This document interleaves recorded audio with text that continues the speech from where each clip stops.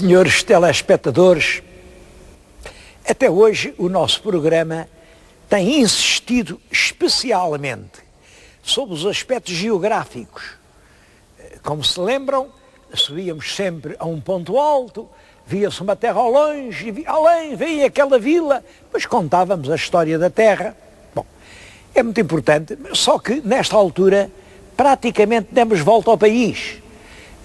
Nesta série que se chamou Horizontes da Memória, nós fizemos o retrato de 300 concelhos portugueses. Penso que nunca um programa fez tanto com tantos. Nunca. Ora bem, a verdade é que é tempo de mudar, até por uma razão. Claro que as terras são muito importantes, são mesmo o mais importante de tudo. Mas também há as pessoas. E nós vemos aí na rua, vemos inquéritos, os jornalistas interrogam, às vezes, crianças das escolas, outras vezes adultos, pessoas já, enfim, na plenitude da vida, e perguntam, olha, o senhor sabe quem foi o Vasco da Gama, o senhor sabe quem foi o Bartolomeu Dias, o senhor sabe quem foi o Dom Afonso Henriques? E as pessoas realmente não sabem. Eu já ouvi num desses inquéritos coisas deste género. O senhor sabe quem foi o primeiro rei de Portugal? Bom, e a pessoa disse, foi o Gá Coutinho. Bom, ora, isto representa uma ignorância total, que não é costume. Devo dizer que nos países civilizados da Europa, as populações conhecem o seu passado e têm orgulho no seu passado. Todas têm orgulho no passado. Os franceses têm orgulho no seu passado francês, no seu passado gaulês, na sua Joana d'Arc e no seu Napoleão. Os italianos têm um orgulho enorme e com razão por aquela terra maravilhosa em que vivem. E os espanhóis? Sabem lá o que é um orgulho de um espanhol? Só cá os portugueses é que não sei. Bem, pois eu vou, a partir de hoje, falar-lhes nos grandes heróis portugueses. E para não começar lá pelo princípio, pelo viriato ou pelos reis afonsinos, vou começar por heróis modernos, heróis, alguns dos quais eu tive a honra de conhecer pessoalmente e de lhes apertar a mão. Vou falar nos grandes heróis da aviação portuguesa da década de 2030. É a década inicial do voo em Portugal. Estou justamente aqui no Museu do Ar, é o museu que fica em Alverca, é a 2 passos de Lisboa, e este museu, logo à entrada, tem aqui uma imagem que é um mito, é o Ícaro. O Ícaro foi adotado pelos historiadores da aviação moderna, assim como o primeiro aviador. Eu não sei se a adoção tem muita justificação, até acho que não tem. Mas já agora vou-lhes contar a história do Ícaro. Ele está ali, lá vai o Ícaro, com as suas asas, vai voando. Bom, o que é que se passou? Se olharem para este mapa, veem a Grécia Antiga, e veem aqui a ilha de Creta. Ora bem, segundo o mito, em Creta reinava um rei, o rei Minos, casado com uma rainha, a rainha Pasífae.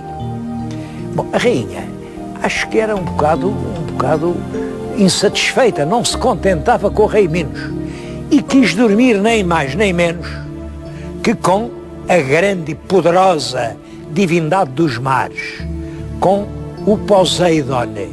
Poseidon, que é o que dá o Netuno. Poseidon é a força do mar. Não há força maior que a força do mar. Eu acho que esta ideia da rainha de Creta, rainha da ilha, querer dormir com o rei do mar, tem a ver com a própria ideia de ilha. A ilha não existe se não for o mar. Bom, de qualquer maneira, a rainha queria lá ter os seus amorzitos com o Poseidon, e quem arranjou a maneira deles se encontrarem foi o arquiteto do rei, que era o Dédalo. O Dédalo lá arranjou ali uma maneira, abriu lá uma porta por um lado que dava para o mar, o Poseidon entrou sem ninguém o ver, e pronto, O Poseidon lá dormiu com a rainha, sem o rei Minos saber. A rainha engravidou, barriga muito grande, cada vez maior, uma barriga enorme, nem se percebia porquê. Só que quando o miúdo nasceu é que se ficou a ver. O miúdo não era um miúdo como os outros. Imaginem, ele realmente tinha corpo de rapaz, mas a cabeça era uma cabeça de um touro. Chamavam-lhe, portanto, como o pai era o rei Minos, o pai oficial, porque isso, os pais que entram pela porta das traseiras nunca deixam um nome, não é? Filho do rei Minos era o Minó, mas como tinha cabeça de touro, o Minotauro. Era o Minotauro, o pai muito envergonhado. Então como é que um homem tem agora um filho com cabeça de touro? Que diabo. E mandou fazer o labirinto em Creta, um labirinto muito complicado, onde aprisionou o filho, para ninguém o ver. Só que o rei Minos não prendeu lá só o príncipe monstruoso, prendeu também o arquiteto, o Dédalo, o arquiteto que tinha dado entrada ao Poseidon, o arquiteto que no fundo era quem tinha a culpa daquilo tudo. E lá ficou preso o arquiteto, o Minotauro e o filho do arquiteto. O filho do arquiteto é que era o Ícaro. O arquiteto, como todos os arquitetos, era um homem com muitas ideias e pensou, tem que sair daqui. Bom, mas havia muros por todos os lados, eu só posso sair daqui se tiver asas. Bom, começou a fabricar umas grandes asas de cera, era com cera, fez umas grandes asas, que era para poder bater as asas, sair os muros da prisão e atingir a liberdade. Voar para a liberdade foi sempre uma aspiração de todos os homens. Mas o filho, que era o tal Ícaro, que ainda era um bocado garoto, não percebeu que as asas eram só para sair da cadeia e quis ir muito mais longe. Quis aproximar-se do Sol. O Sol representa os deuses criadores, as forças absolutas do mundo. Mas o pai ainda lhe disse ao rapaz, não suba, emprestou-lhe as asas, não vás longe, olha, elas são de cera, e se chegas muito perto do Sol, o Sol derrete-as, e tu sem asas cais, estatelas-te e morres. Mas o rapaz não quis saber dos conselhos do pai para nada. Olhem, bateu as asas, lá fugiu da prisão do labirinto, subiu, quando já estava perto do Sol, um calor ardente derreteu a cera, ele ficou sem asas e veio morrer estatelado ali nos rochedos da ilha de Creta.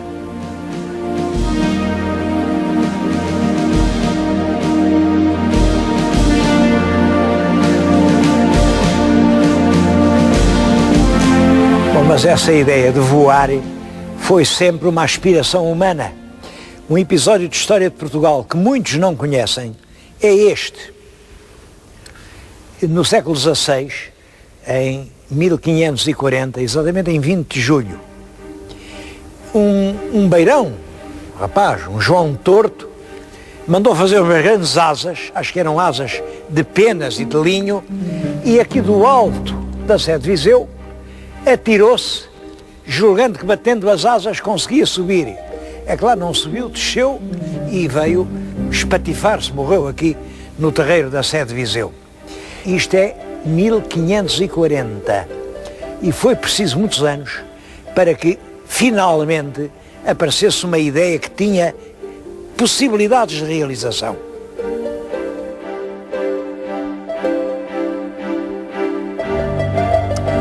No ano de 1709, em Lisboa, o padre Bartolomeu de Gusmão mostrou ao rei que era possível voar enchendo um recipiente de ar quente, porque o ar quente é mais leve do que o ar frio.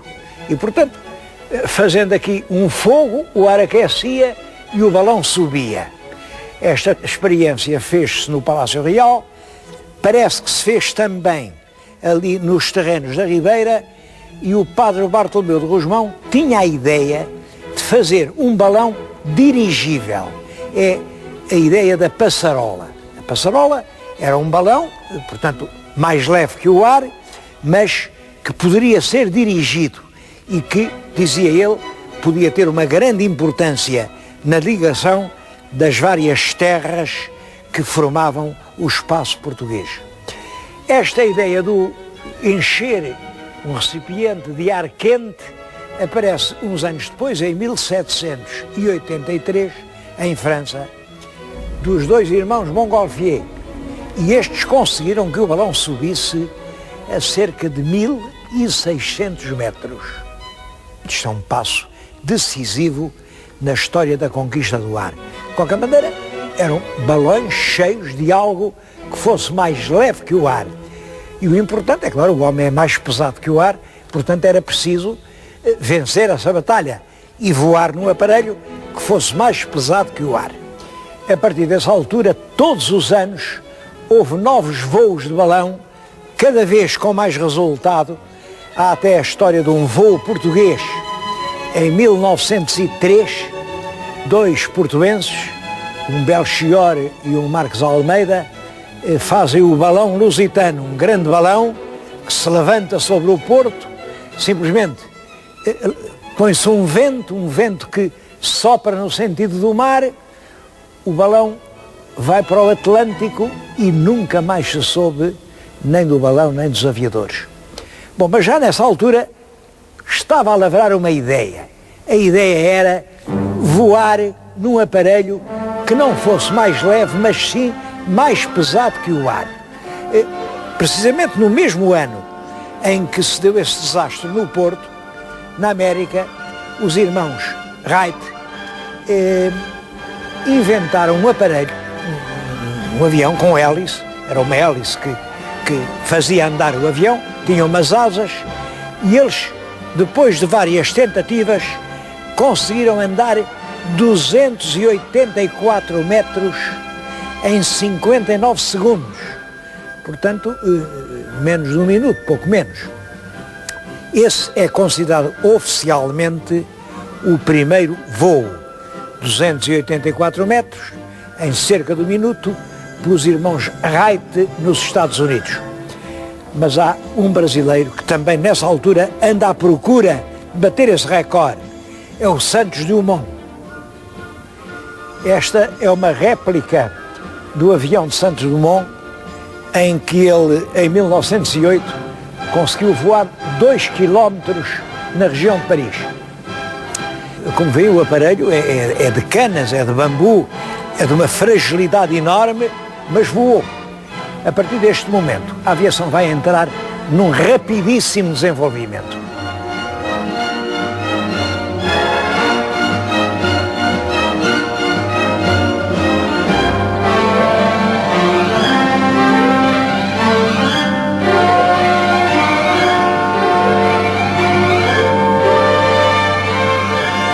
Na Grande Guerra de 1914-1918, a aviação conheceu grandes progressos.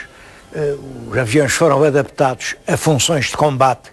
Temos aqui exatamente duas pinturas que representam aviões com as cores francesas. Estes estão a destruir uma bateria alemã, aqueles estão a bombardear uma trincheira. Ora bem, e numerosos oficiais portugueses, como nós não tínhamos aviões, foram se inscrever nas esquadrilhas francesas. Está ali o retrato dos portugueses que entraram na guerra como aviadores do lado da França. Estão aqui dois retratos, este é particularmente importante, que é o capitão Oscar Monteiro Torres. Era um oficial de cavalaria, cheio de ideias cavalheirescas e românticas, e um dia andava nos céus. Eram dois aviões, ele pilotava um, e um capitão francês, o capitão Lamy, o outro. E foram surpreendidos por uma esquadrilha de 4 caças alemães.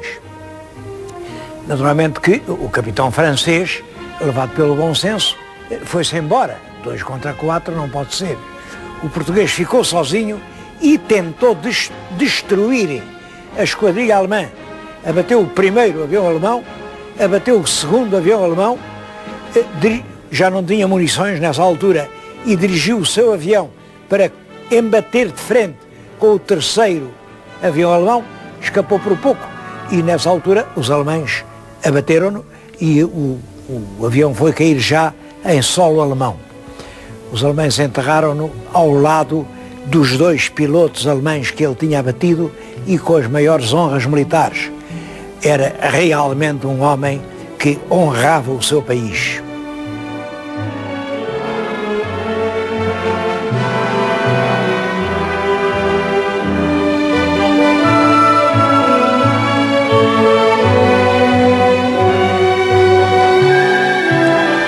É a Primeira Guerra Mundial, que, como sabem, termina no fim de 1918. O armistício foi em 11 de novembro de 1918. É depois disso que a aviação em Portugal começa a andar rapidamente. Eu estou a falar-lhes diante de um avião construído em Portugal.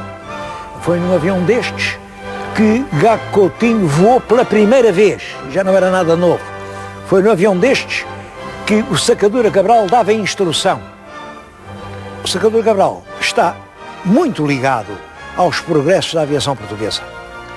O nome completo era Artur de Sacadura Freire Cabral. Era um beirão, Celúrico da Beira, e realmente é talvez o grande impulsionador dessa geração de heróis do tempo dele. Vemos lá naquela fotografia, ele é quem preside, está ao centro, porque ele é que era o diretor do primeiro curso de aviadores que houve em Portugal.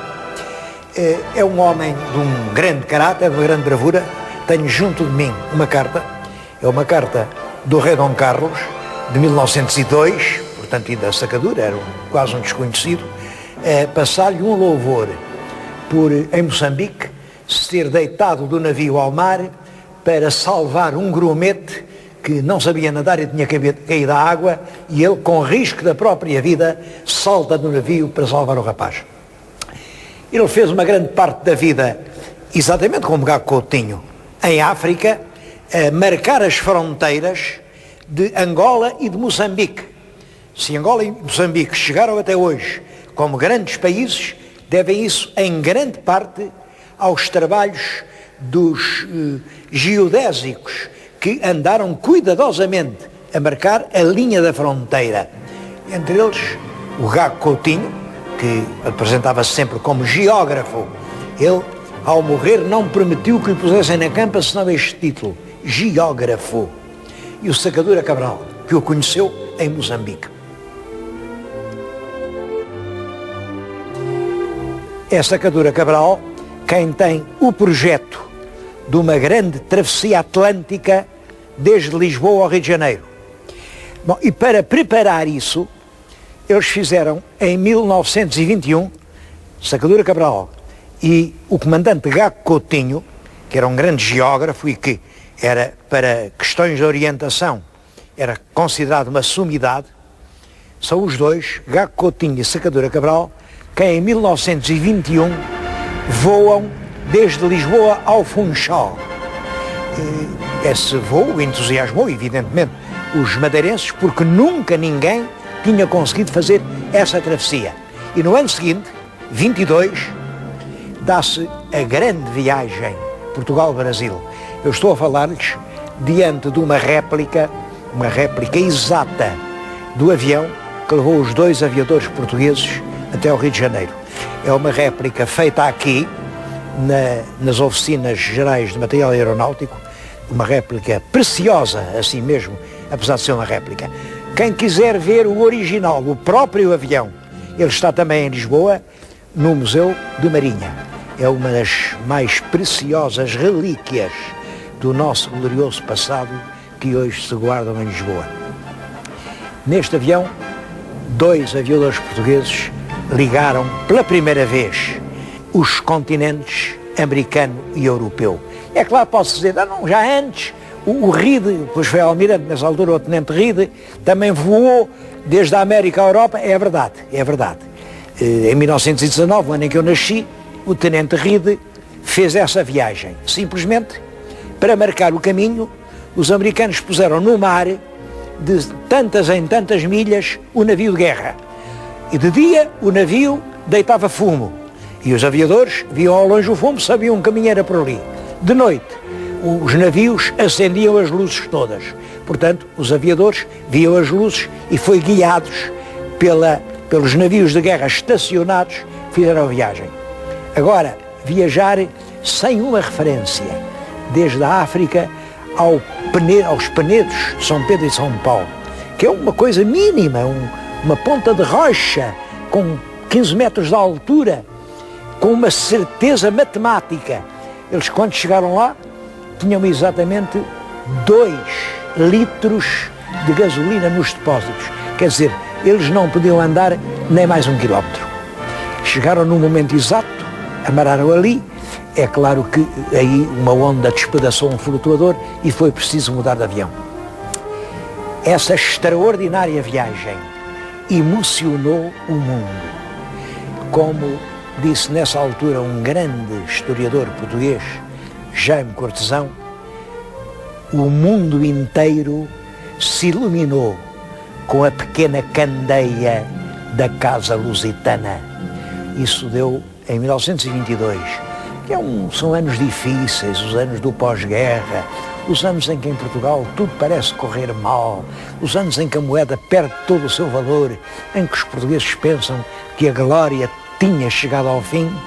Vêm estes 2 aviadores, Gago Coutinho e Sacadura Cabral, e fazem um feito que deixa extasiado todo o mundo civilizado. Mas a epopeia não acabou aí.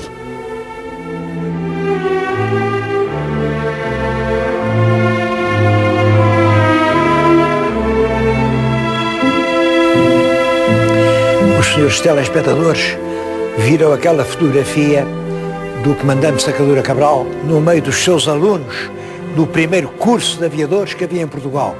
Não sei se repararam que atrás de Sacadura Cabral está um jovem em pé, um jovem que iria fazer história. É Sarmento de Beires. Sarmento de Beires é um homem muito notável, é realmente um herói da aviação. Ele era da arma de engenharia, portanto era um oficial de engenharia que optou pela aeronáutica. É um escritor, tenho nas mãos um livro dele, de Portugal a Macau, em que ele descreve essa extraordinária viagem. É um democrata muito convicto, é um homem que luta pela manutenção do Estado em que ele acreditava e que vem para a rua de armas na mão no 7 de fevereiro, quando todos os outros que tinham combinado sair ficaram em casa. Como ele diz, ele achou-se com uma revolução nas mãos. Bom, mas bateu-se como um leão. Ele, ali nas ruas, no Largo do Rato, naqueles dias, morreu imensa gente. Ele escapou por um triz. É claro que tudo isso, ele foi expulso do exército, foi condenado, esteve na cadeia, daí deram-lhe fuga para o Brasil e só quando já estava velho voltou a Portugal. Era ao mesmo tempo um dos fundadores da Seara Nova, colaborador permanente da Seara Nova, quer dizer, é o tipo do herói intelectual que dá a sua vida pela causa em que acredita. E isso são os verdadeiros heróis. Em todo caso, não é dele, é do outro grande aviador português, Brito Pais, que nasce a ideia de ir desde um extremo até ao outro das terras que até então tinham a bandeira de Portugal. É a viagem Portugal-Macau, em 1924. Eu recordo-me dela porque nós na escola primária gritávamos quando os aviadores andavam por lá: nossos aviadores já chegaram a Macau, isto ainda antes do triunfal regresso a Lisboa. É uma viagem de facto extraordinária.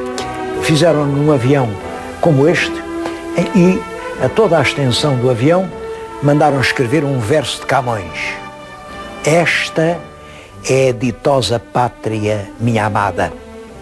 Camões escreveu isso nos Lusíadas, no canto terceiro, e foi esta frase dos Lusíadas que os aviadores escreveram no seu avião que voou através de etapas sucessivas num longo percurso, um dos mais longos percursos feitos pelos aviadores de todo o mundo, desde Lisboa até Macau.